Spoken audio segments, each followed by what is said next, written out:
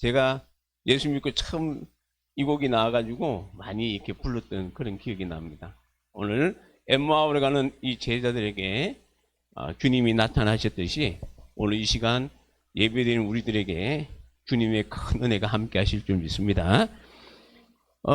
우리 한번 인사합시다. 반갑습니다. 환영합니다. 예. 우리 벚꽃이 활짝 폈는데 오늘 우리 장로님을 비롯한 우리 권사님, 집사님들 보니까 벚꽃이 활짝 폈네요. 네. 자, 여러분 오늘 이게 부활주일이 지나고 이제 한 주가 지났습니다만 부활하신 예수님은 40일 동안 이 땅에 계셨습니다. 많은 사람들에게 나타나셨고 만났죠. 이 고린도전서 15장에 보면 예수님을 만난 사람들을 소개하는데 한꺼번에 500여 명이나 되는 사람들에게 나타났다. 이렇게 말씀을 하고 있습니다. 오늘 본문에 나타나는 엠마오로 가는 길에 두 사람도 부활의 주님을 만난 사람입니다. 한 사람의 이름을 글로바라 이렇게 소개하고 있죠. 자, 이 글로바란 이름이라고 되어 있고요. 또 익명에 다른 한 사람을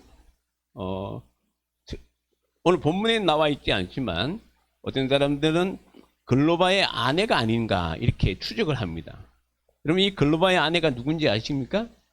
요한복음 19장 25절에 보면 예수님이 십자가에 달릴 때 그 곁에 있던 여자 중에 한 사람이 글로바의 아내 마리아다 이렇게 소개하고 있습니다.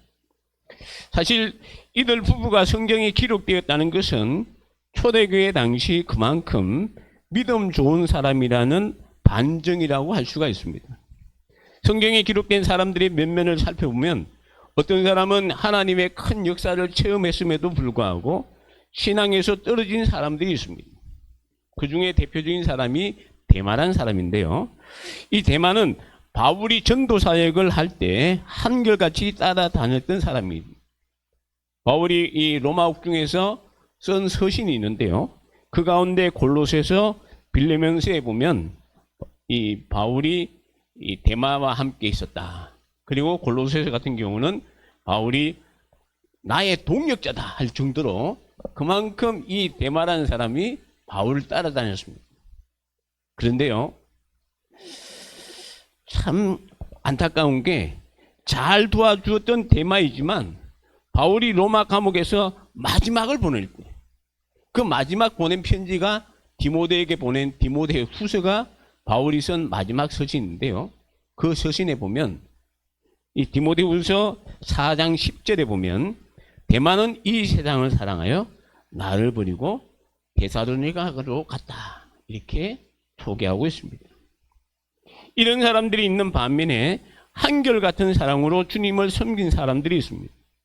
바울이 로마 감옥에 갇혀 있을 때 빌립보 교회에서 이 에바브로티도라는 사람을 보내서 이 감옥에 갇혀 있는 바울을 돌보게 했습니다.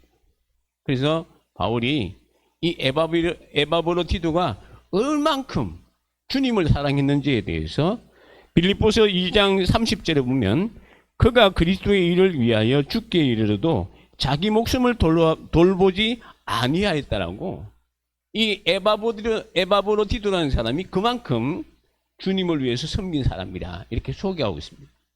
또 29절에 보면요, 그가 이와 같은 자들을 존귀히 여기라.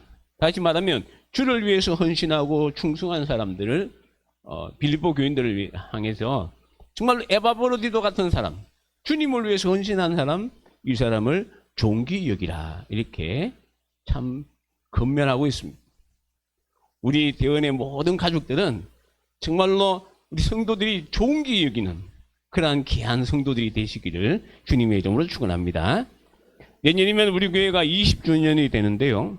우리는 정말로 주님의 몸된 교회를 위해서 충성하고 봉사하고 헌신했는지를 우리 한번 돌아볼 시간이 되었습니다. 앞으로 여러분 우리 교회는 제가 은퇴해도 제 후임 목사님이 오셔서 우리 교회를 이끌어 가실 것입니다. 우리 교회는 주님이 오시는 그날까지 이 교회가 존속되는 줄 믿습니다. 여러분 앞으로 30년, 40주년이 되었을 때 우리 다음 세대들이 이제 앞으로 우리 교회를 이끌어 갈 겁니다. 그들이 앞서간 우리 믿음의 이 선배들을 이렇게 평가할 때, 과연 나는 저분처럼 내가 신앙생활 해야지. 그래서 저는 20년 동안 제가 목회하면서 과연 앞으로 30년, 40년 되었던 그 성도들이 후에 이 다음 세대들이 나를 보고 과연 무슨 말을 할까? 한번 생각해 봤어요. 정말로 내가 주님을 위해서 헌신하고 정말로 목숨까지 내어놓았던 그런 사람으로 참 주님, 우리 후대들에게 우리 대원교회 초대 목사님이 누굽니까? 우리 대원교회 초대 목사가 누굽니까? 박태수가 아닙니까? 박태수 목사님 했을 때 만약 그렇게 들릴 때, 여러분 우리 교회 초대 장로님 누구시죠? 예, 최선중 장로님. 최선중 장로님도 이렇게 앞으로 우리 교회가 30년, 40년, 50년 될 때 우리 교회 대원교회 초대 장로님 최선중 장로님. 과연 최 장로님이 과연 이제 후대들이 봤을 때 참 본받아야 되지. 권사님들도 마찬가지. 우리 권사님들이 정말로 우리 대원교회 이 권사로서 후대들에게 모범이 되는, 집사님들도 마찬가지입니다. 여러분 우리 후대들이 보실 때 우리를 보고 어떻게 참 본받을까요? 더 나아가서 우리가 주님 앞에 섰을 때 과연 예수님은 나를 어떻게 생각하고 계시는지, 우리가 이것을 생각하면서 살아가야 한다는 것입니다. 오늘 성경에 나온 이 글로바와 그 안에 마리아를 보십시오. 그 안에 마리아는 예수님이 십자가에 달려 돌아가실 때 그 밑에서 주님의 그 돌아가심을 안타까워하면서 봤다고 이 성경에 기록됐다는 것은 2000년 전에 이것이 계속 지금도 예수님 제자들은 다 도망갔지만 그러나 주님 밑에서 주님을 바라보는 사람 가운데 이 글로바의 아내 마리아가 그게 기록됐다는 거예요. 글로바는 또 어떻습니까? 여러분 오늘 말씀처럼 엠마오로 가다가 부활의 주님을 만나서 그분과 대화를 나눴던 사람이라 이렇게 소개하고 있습니다. 여러분 부활의 주님을 만난 그들의 삶은 과연 어떻게 변했을까요? 오늘 본문에 의하면 글로바 또 한 사람이 예루살렘에서 25리 되는 엠마오 마을로 내려가고 있었는데 참 그들의 마음은 착잡했을 겁니다. 왜냐하면 이들은 예수님이 정말로 이스라엘을 속량할 자, 이스라엘을 새롭게 변화시키고 또 로마의 압제에서 건져낼 그런 사람으로 이들은 예수님을 따르고 이 갈릴리에서 예루살렘까지 왔지만은 근데 예수님은 힘없이 그냥 십자가에 달려 돌아가셨다는 것입니다. 여러분 참 낙심하고 실망하여 슬픔에 젖어 있는 이들에게 부활의 주님이 먼저 찾아오셨다는 것이 오늘 본문의 말씀입니다.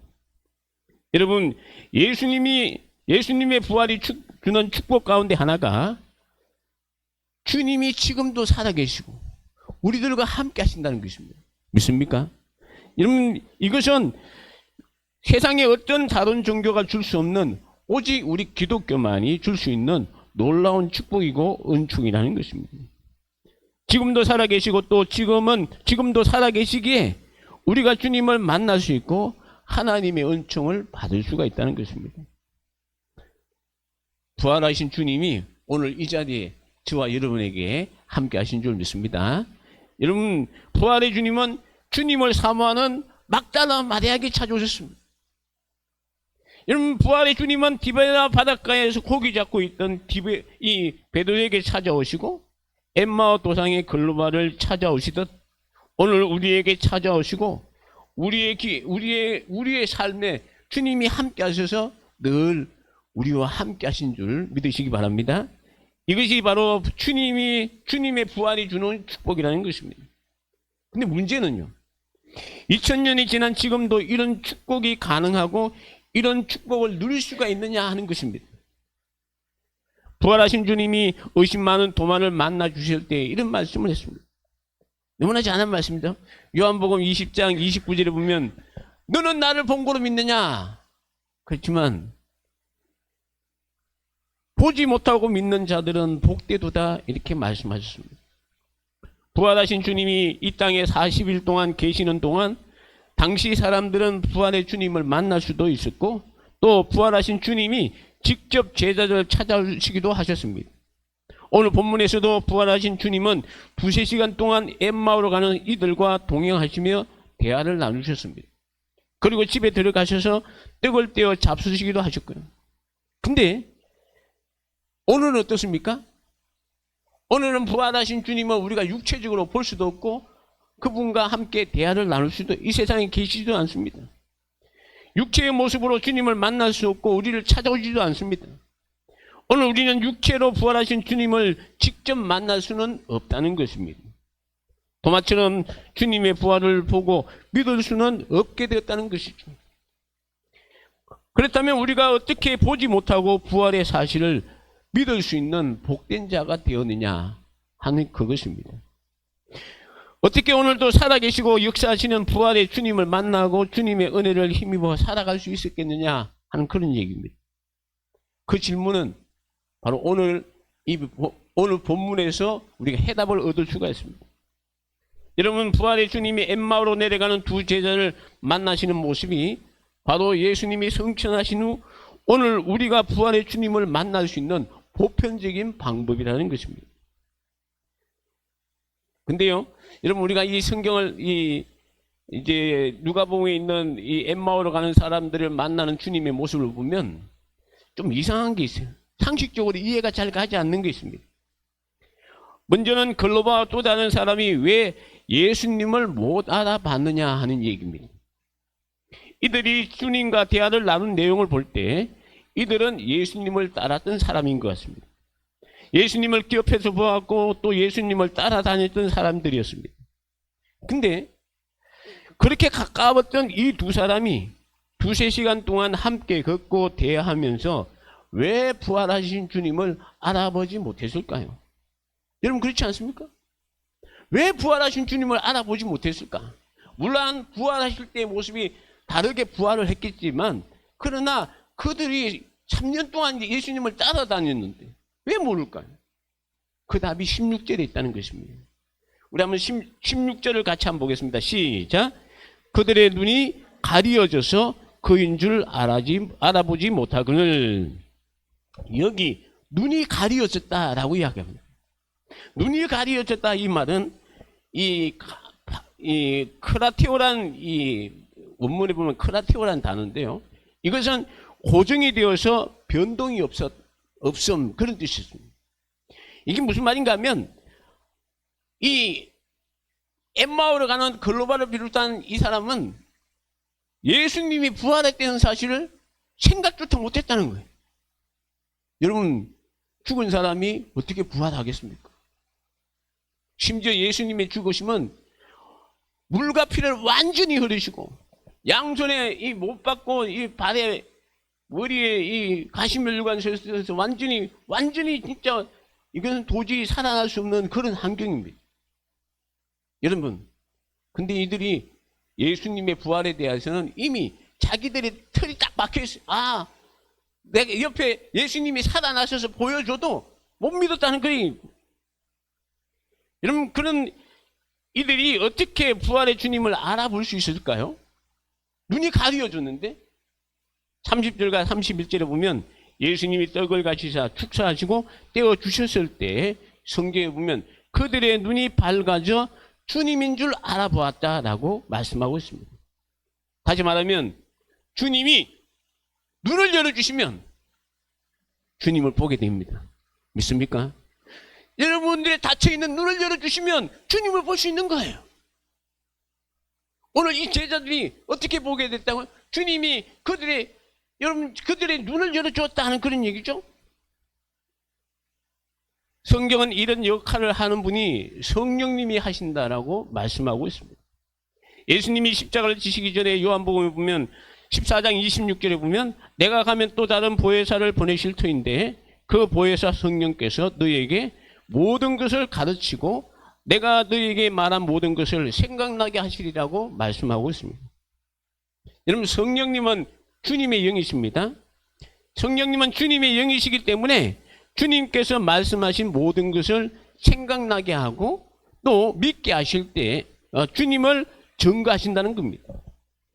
그 성령님께서 우리의 눈을 열어 부활의 사실을 믿게 하실 때 우리는 부활의 주님을 믿고 부활의 은혜를 힘입어서 살아갈 수가 있다는 것이죠. 우리가 부활하신 주님을 만나는 것은 곧 그리스도의 영이신 성령님을 통해서 그래요. 여러분들이 예수를 믿게 되면 하나님께서 무엇을 선물로 주십니까? 성령님을 선물로 주세요. 여러분, 이 성령님이 오셨을 때 우리가 부활의 주님을 만날 수가 있고 부활의 주님에 대한 확신을 가질 수 있다 하는 그런 얘기죠. 오순절날에 있었던 사건을 아십니까? 예수님이 성천을 하시고 오직 성령이 너희에게 임하시면 너희가 권능을 받고 정말로 예루살렘과 온 유대와 사마리아 땅끝까지 이른 내 증인이 되리라고 하시면서 성령이 오실 때까지 예루살렘을 떠나지 말라고 했습니다. 그들이 열흘 동안 열심히 성령 오시기를 위해서 기도했을 때 오순절날에 성령님이 오셨을 때 기도하던 그들이 성령 충만받고 그동안 숨어서 예수님에 대해서 두려워하던 그들이 담대하게 나가서 너희들이 죽였던 그 예수님이 부활하셨다. 할렐루야. 그 예수님을 전하고 그들에게 예수를 믿으면 구원받는다. 그 복음을 전하실 때 그 나라에 3,000명이나 되는 많은 사람들이 구원받는 역사가 일어났습니다.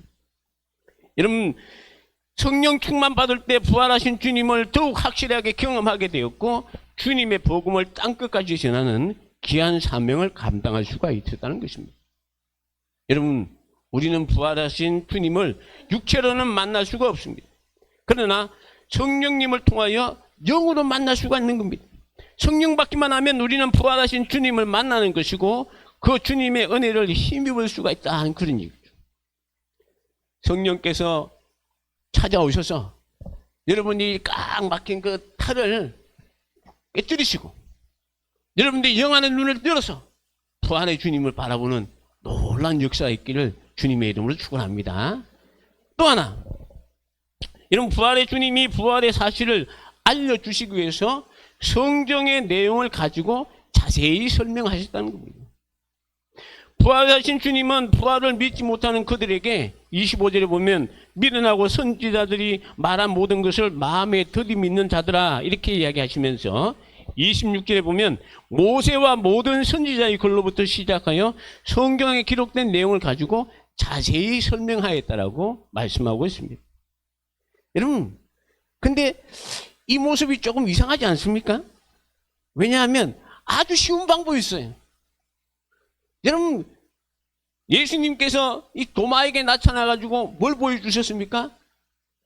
손에 이 창자국, 옆구리에 나타난 이 창자국, 이거 보여주시면, 손에 못 자고 옆구리에 창자국 보여주시면서 내가 부활했다라고 말씀하셨어요.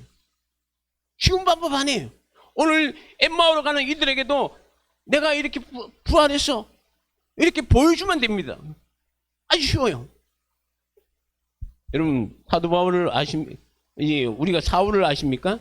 예수를 믿는 사람을 핍박했던 사울이 어떻게 해서 예수님을 만나게 되었습니까?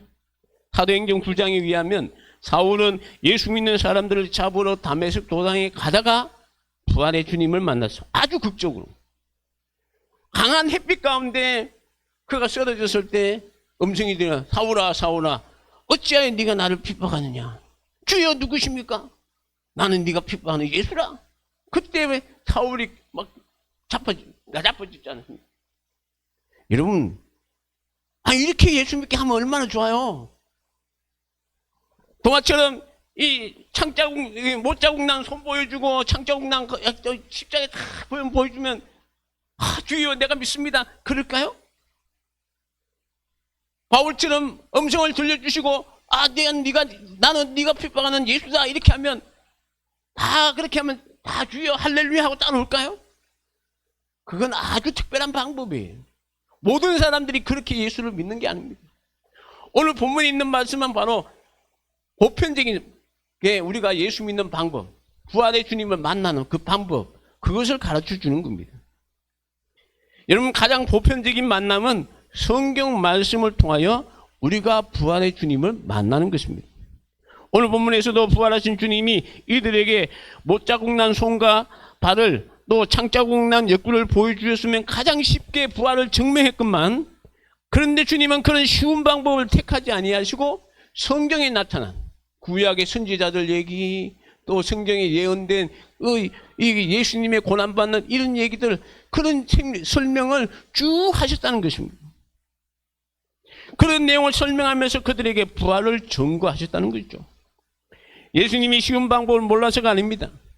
이후에 주님을 보지 못하는 자들이 부활하신 주님을 만나는 방법이 바로 성경 말씀에 있다는 것을 오늘 본문은 우리에게 가르쳐주고 있다는 것입니다.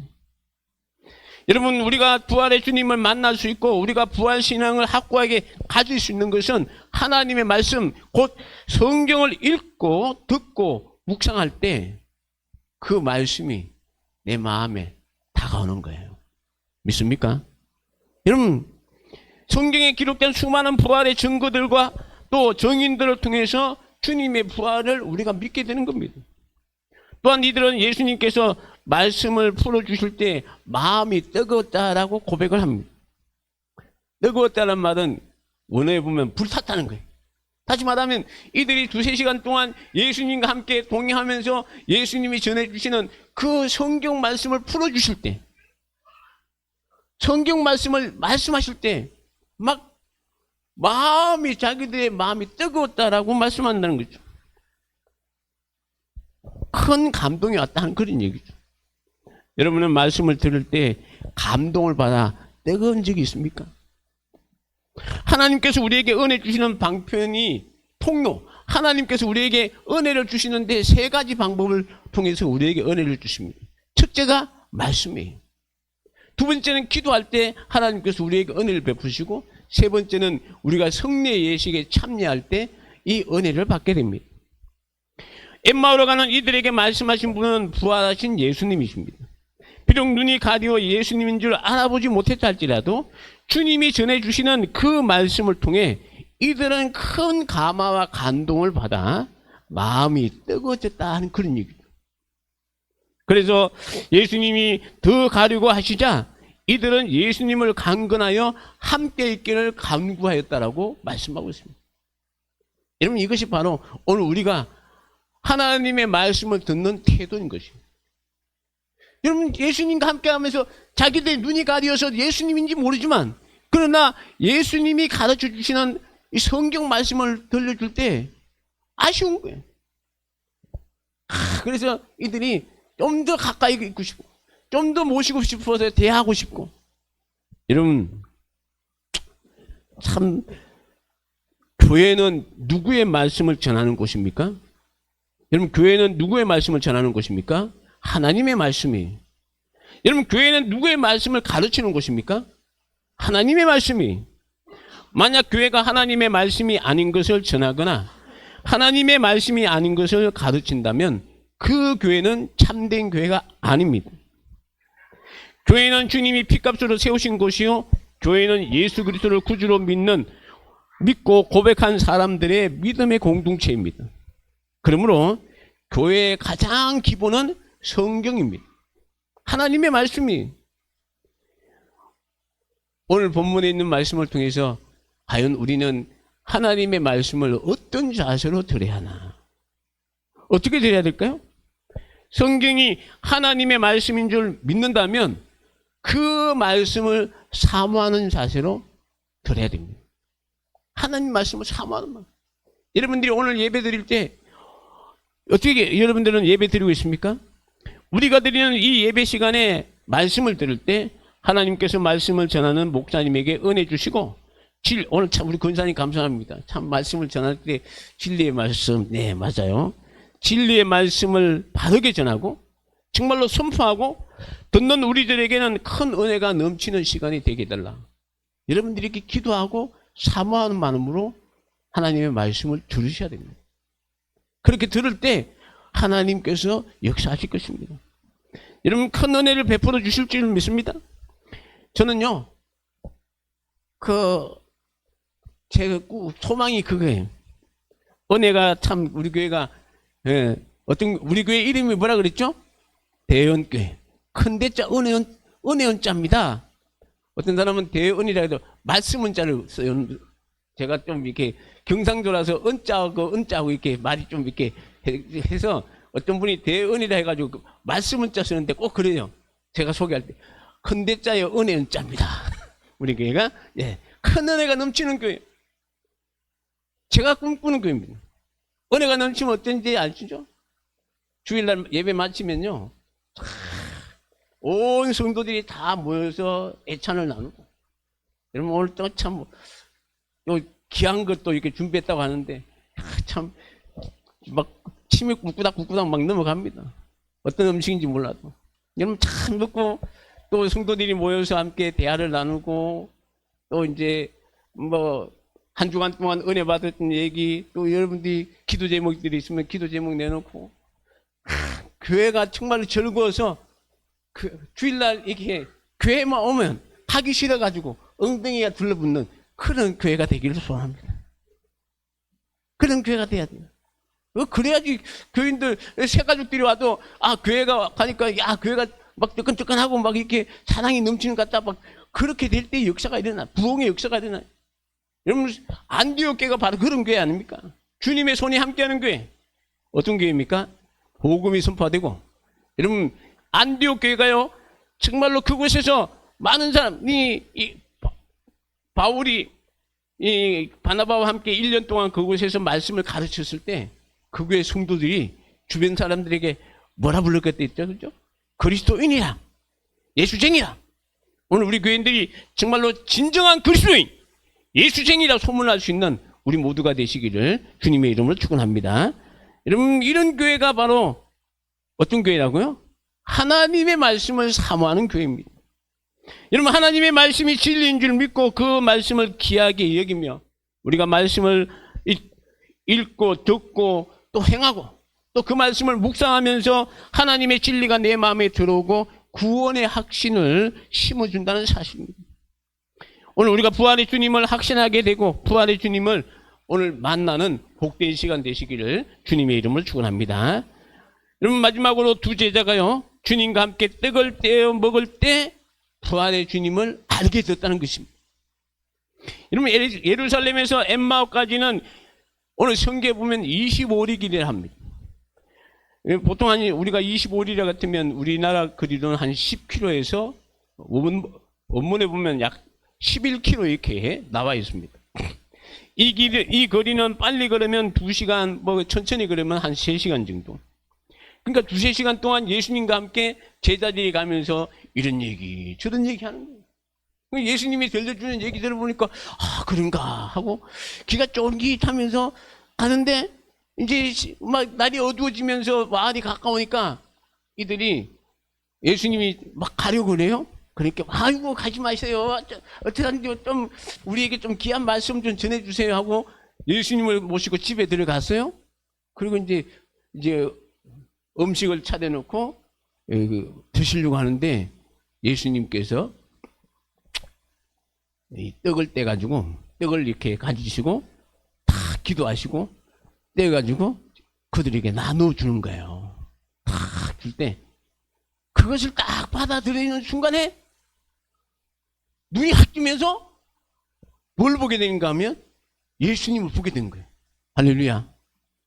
여러분 얼마나 놀랐겠습니까? 예수님이 정말로 부활하셨네. 여러분 이들이 이 예루살렘에 떠나올 때 예수님이 부활했다는 얘기를 들었습니다. 들었음에도 불구하고 에이 설마 죽은 사람이 다시 살아나겠어 하고 왔는데 막상 2-3시간 동안 자기들과 함께 말씀을 나눴던 사람이 예수님이라고 하니까 얼마나 기쁘겠습니까? 그래가지고 딱 보면서 아이고 우리가 조금 더 있으면 좋겠는데 하는데 오늘 성경 보니까 어느 순간에 예수님은 사라졌다. 이게 뭐냐면 예수님은 시공간을 부활하신 예수님은 시공간을 초월하시는 겁니다. 여러분 우리가 이제 요한복음에 보면 예수님께서 부활하시고 그날 저녁에 이 제자들이 숨어 있는 그 집에 들어오실 때 문이 잠겨 있는데 예수님이 그냥 들어가신 거예요. 노크도 하지 않고 문을 열지도 않고 문이 있는데 그냥 들어가신 거예요. 그게 뭐냐면 예수님의 부활하신 모습은 시공간을 초월하는 거예요. 내가 어디 가고 싶다 하면 어디 가는 거예요, 그 자리에. 그러니까 오늘 예수님의 제자들이 예수님의 모습을 보면서 바람같이 사라지니까 놀랬다 하는 그런 얘기죠. 근데 왜 떡을 떼어 먹을 때 그들의 눈이 밝아져서 주님을 알아볼 수 있을까요? 이것은요, 오늘 30절에 보면 음식 잡수실 때 떡을 가지사 축사하시고 떼어 그들에게 주시며, 이 하는 말씀은 예수님께서 마지막 유월절 만찬을 하시고 성찬식을 행하실 때 그때 하셨던 모습과 똑같습니다. 마태복음 26장 26절에 보면 그들이 먹을 때 예수께서 떡을 가지사 축복하시고 떼어 제자들에게 주시며 이르시되, 예수님께서 성찬식을 행할 때 떡을 가지시고 축복하시고 떼어서 제자들에게 두었다라고 하셨습니다. 그리고 오순절 성령 강림 후에 베드로가 복음을 전하여 그날에 3,000명이 세례받는 역사가 일어났습니다. 그리고 이 사도행전 2장 42절에 보면 뭐라고 되어 있는가 하면, 그들이 사도의 가르침을 받아 서로 교제하며 떡을 떼며 오로지 기도를 하기를 힘쓰니라. 역시 여기도 떡을 뗐다는 말이 나오는데요, 이것은 곧 성찬식을 의미한다 하는 그런 얘기죠. 앞에서도 말씀드렸지만 하나님께서 은혜 주시는 방법은 말씀과 기도와 성례라고 그랬죠. 이 성례는 두 가지가 있는데요, 하나는 세례와 성찬입니다. 세례는 우리가 평생 한 번 받죠. 여러분들이 세례 받을 때 정말로 내가 이제 하나님의 자녀로 거듭나서 우리 성도들 앞에 내가 하나님의 자녀로서 살아가겠습니다 하는 것이 세례예요. 자, 근데 이 성찬은 이 예수님의 이 십자가에 달리시기 전에 마지막으로 제자들에게 이것을 행하면서 주님이 떡을 떼어 주시며 이것은 내 몸이라, 포도주를 주면서 이것은 내 피라, 너희가 먹고 마시고 나를 기념하라 하셨습니다. 그러니까 예수님이 이들에게 성찬을 베푸신 거예요. 성찬을 행하실 때 이들이 눈이 밝아져서 예수님을 보게 됐다 하는 그런 얘기죠. 여러분, 이 성찬식은 주님의 은혜를 받는 아주 귀한 통로라는 것을 우리가 알 수가 있습니다. 성찬식은 주님의 고난만 기념하는 것이 아니라 주님께서 임재하시는 거룩한 예식입니다. 그렇기 때문에 우리 성찬식을 참정할 때 우리 그렇게 주님이 이곳에 영적으로 임재하셔서 이 예식에 참여하는 우리 모든 성도들에게 함께할 주옵소서. 그래서 여러분들이 떡을 받아 먹을 때 이것은 주님의 몸이고 살이고, 또 이 포도주를 받을 때 이게 주님이 나를 흘리신 피구나 하는 그런 의미로 우리가 받는 거예요. 그때 어린이가 되는 거죠. 그래서 이 초대교회에서는 성찬식 성만찬의 빵 조각을 그냥 빵으로 생각하지 않고 예수님의 몸으로 생각을 했습니다. 그래서 이들은 떡을 먹으며 마치 부활의 예수님과 연합하는 것과 같이 이제 생각했다는 것이죠. 여러분, 이 성찬식이 언제 거행됩니까? 그냥 성찬식만 따로 하는 것이 아니고 이 성찬식을 하기 위해서는 꼭 예배가 선행됩니다. 여러분, 성찬식은 바로 예배라는 것입니다. 그렇다면 부활의 주님을 만나는 통로는 다름이 아닌 예배에 있다 하는 그런 얘기. 오늘 우리가 드리는 이 예배에도 부활의 주님이 이곳에 오셔서 우리와 함께 하시고 우리 성도들에게 오늘 이들의 눈을 밝힌 것처럼 오늘 이 시간 부활의 주님을 볼 수 있는 놀라운 축복이 함께 하시기를 주님의 이름으로 축원합니다. 여러분, 부활의 주님을 만난 이 두 사람은 오늘 성경에 보면 그날 밤에 바로 예루살렘에 갔다는 거예요. 여러분, 조금 전에도 말씀을 드렸지만 이들이 이 엠마오까지 한 두세 시간 걸리는 거리인데 어두운 밤에 예수님을 모셨다가 이제 주님을 알게 되고 난 뒤에 바로 갔단 말이에요. 그러면 보통 한 예루살렘에 도착했을 때 9시나 10시쯤 됐을 거예요. 오늘 성경 보면 그들에게 가서 막 들어가니까 그들도 뭐라 그러죠? 예수님이 부활하셨다. 오늘 우리에게 찾아오셨어. 그랬습니다. 근데 이 엠마오 가는 사람들도 그곳에 가서 그래? 우리도 지금 엠마오 가다가 예수님 만나서 지금 바로 오는 길이야. 할렐루야. 오늘 예배 시간에 주님 만나서 정말로 부활의 주님을 마음껏 전하는, 그래서 예수님의 부활을 진정으로 우리가 체험하고 바르게 전할 수 있는 그런 우리의 귀한 성도가 다 되시기를 주님의 이름으로 축원합니다. 우리 기도합니다. 고마우신 아버지 하나님, 은혜와 사랑을 감사합니다.